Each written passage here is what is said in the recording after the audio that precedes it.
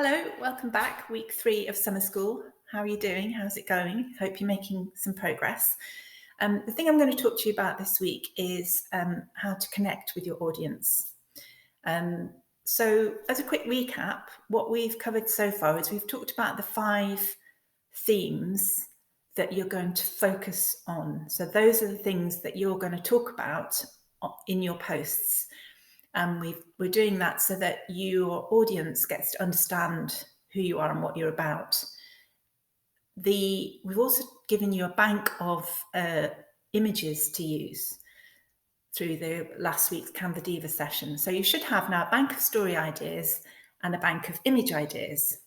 And this week is about how you put them together. So I've got a process to suggest to you that you go through each week, which enables you to bring it together in a way that connects with your audience. I'm just going to walk you through that on here.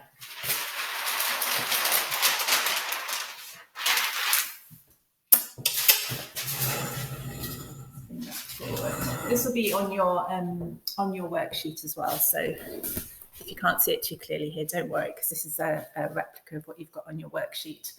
So each week you have a sheet to complete, which kind of guides your thinking. And you start off by just recapping on what your themes are. And if you write them out each week, it really helps to reinforce them.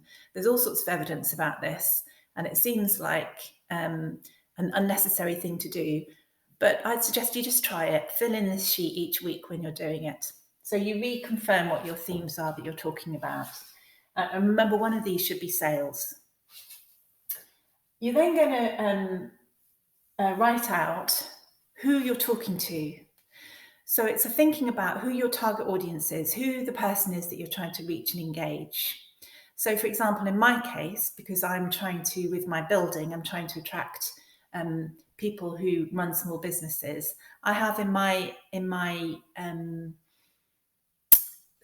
thoughts, I know what my tenants are like, and I think about them when I'm writing this out. So I'll be saying something like, so my target audience is Mary, who runs a knife sharpening business, and she has just outgrown her current unit.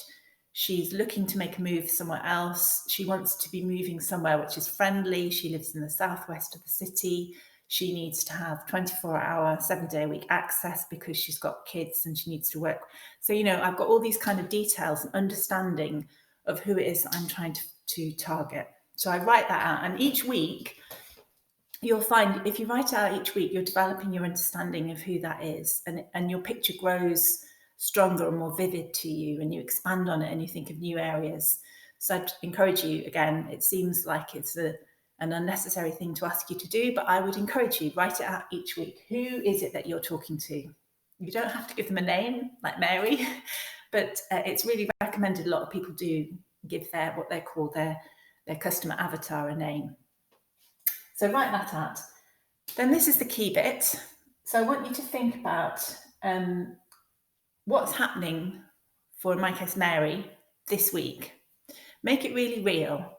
And I want you to write out what's happening for your customer this week, and how do your themes, how do the things that you're good at, how can those topics be relevant to her this week or him? Now, this is don't get too hung up on this. This is an exercise to help you. It's not that you exactly know what's happening to your customer this week.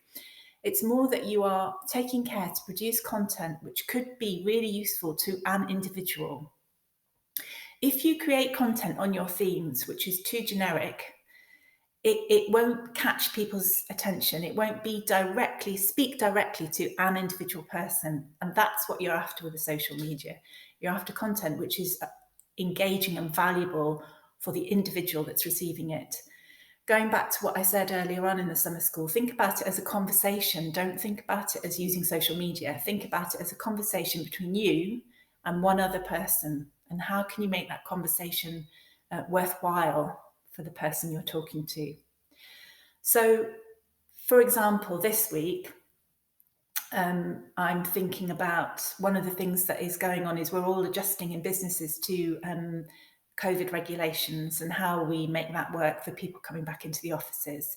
So for Mary this week, she might be wondering about how she can make it safe for people coming to see her, how she needs to manage her own use of her workspace to make sure that she's complying with regulations. There are all sorts of implications in that way. So I might be writing about what I'm going to do about COVID at Harlem Works and provide something that other people can take. And in fact, that was based on a real experience this week, because one of my tenants, I've just issued on the webpage a whole load of guidance. And one of my tenants, I sent it out to my tenants. They said, oh, that's great, because I need to do something in my business. And can I just take what you've written? And I was like, of course you can. That's helpful and valuable. So that's what I mean. You try and take something that's relevant and current that's happening this week. And then you go back to your themes. So my themes are about being helpful for small businesses. So that ticks that box exactly. Another of my themes is what's going on in Sheffield.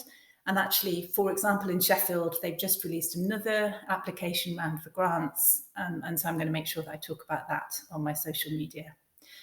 So if you get the idea, we're trying to take these themes, think about a particular person that you're talking to, and then think about how you can make your themes add value for that person this week. And once you've gone through that sort of anchoring process, you need to generate your ideas. You can't quite see that now, but the rest of the sheet is you're generating ideas for posts.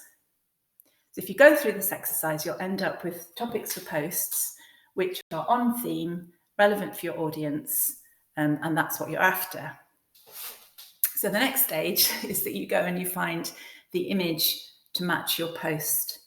And that's the bit where you'll be dipping into your templates that you've created and not spending too long on this. This is not something to take ages on.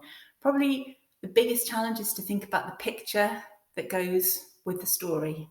So for me, for COVID, what I did was I put a COVID sign that I've been doing next to a nice plant to make it look nice, and I put it in the courtyard because it's a bit more of a nice environment. I took a picture of that, and that was the picture for my post. Didn't take me long. Is unique to us and illustrates the post perfectly.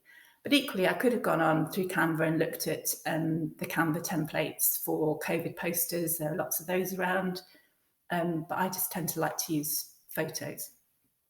So there's more on this in the handout this week, but your task will be to go through this process and come up with some post ideas that are relevant to your customer this week. If you want to, pop them in the group so we can give you some encouragement, and also if you're a bit stuck or you're not quite sure how this works, feel free to ask questions in the group. Okay, this is a really important part of posting on social media.